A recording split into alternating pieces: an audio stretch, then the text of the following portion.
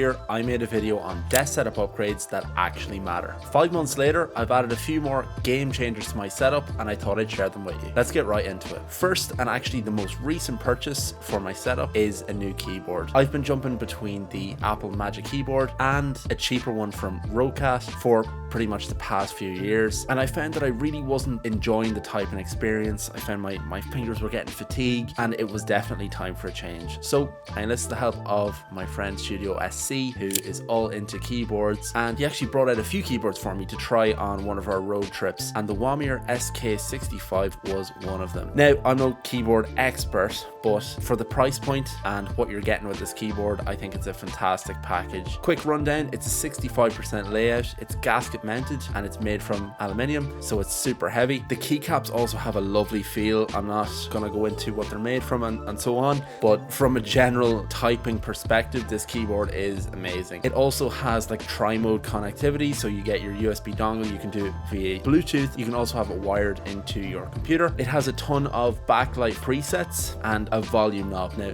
I didn't think I'd actually use this volume knob, but it turns out that I'm actually using it all the time.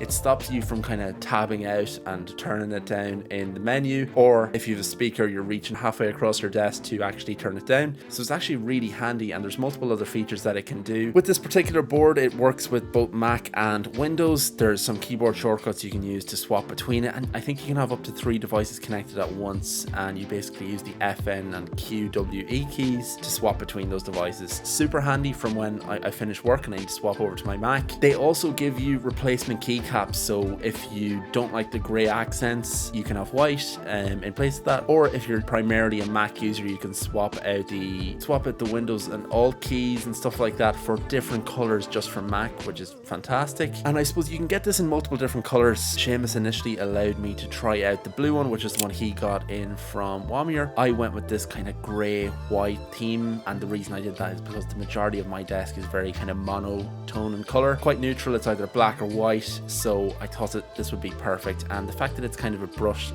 silver finish means that I can swap out the keycaps at a later point and just kind of change up the color should my desk change in future. Now, apart from the great looks, I'm going to let you hear a quick audio clip of me typing on it. This thing really takes it to the next level, and I found myself taking off my headphones to just listen to, or muting my music to listen to the noise while I am typing. So have a listen, let me know what you think.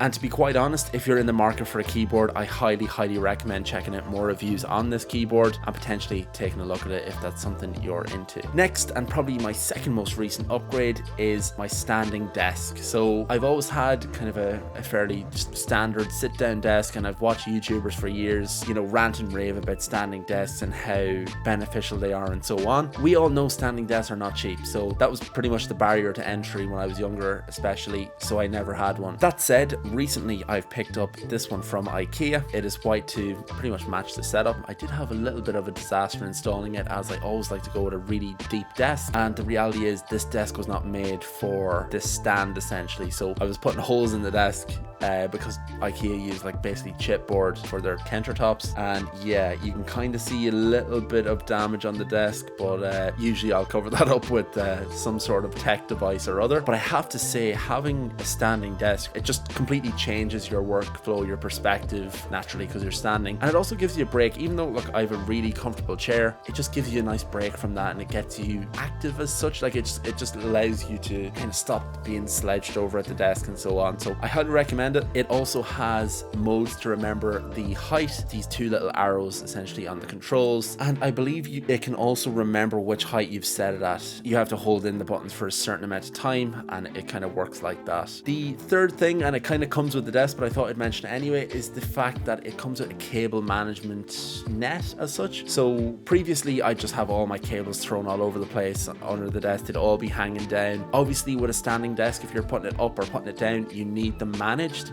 So luckily IKEA have thought of this, and it's built into the underside of the frames. So I have all my power bricks in there, I have all my kind of loose cables or anything that's going to need to come up with the desk essentially. So when I do hit that button to take the desk up, everything comes up. There's basically only one cable going down, and that's an extension lead. It's been working perfectly, to be honest. The next setup upgrade that has been a complete game changer for me is this, I don't even know what to call it. It's nearly like a tray on wheels from IKEA. So if you're like me, I would have had my desk covered in just random bits of tech when I'm done shooting a video, or if I'm kind of just done work or whatever, I leave my laptop on the desk and whatnot.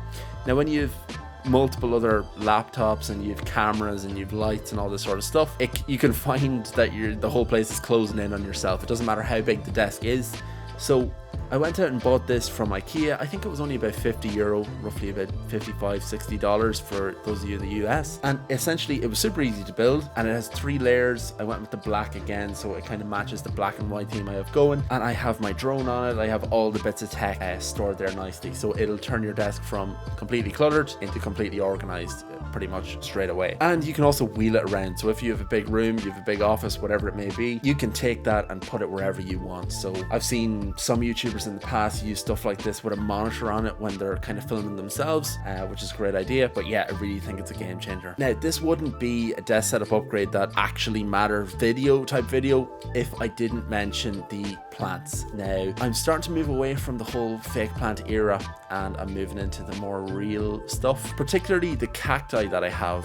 And I have to say, if you don't have cacti, you should probably go out and see if you can get some, because I find them pretty cool. They don't need as much maintenance as the likes of, you know, your normal plants that you would have inside. Maybe water them once a week, whatever it may be. Cacti are very resilient. They come from the desert, I suppose, depending on which ones you have, and topping them up with a little bit of water here and there, and they're fine. But I have to say, it does just give you that little bit of the outside coming in. And I seen someone post recently that watering their plants gives them some sort of like break or some sort of relaxation when they're having a busy day at work or whatnot. And there are studies that link to kind of seeing green things and positive thoughts and all this sort of stuff. So look, they look fantastic on the desk, especially these ones here in their little kind of stone clay pot. And I got these for free from work, so I can't complain at all. I have a fake bonsai tree and a load of other fake kind of cacti from IKEA or Amazon, sorry, that I got years ago. I would love a real bonsai plant, but I'm pretty sure they require a lot of maintenance. Anyway,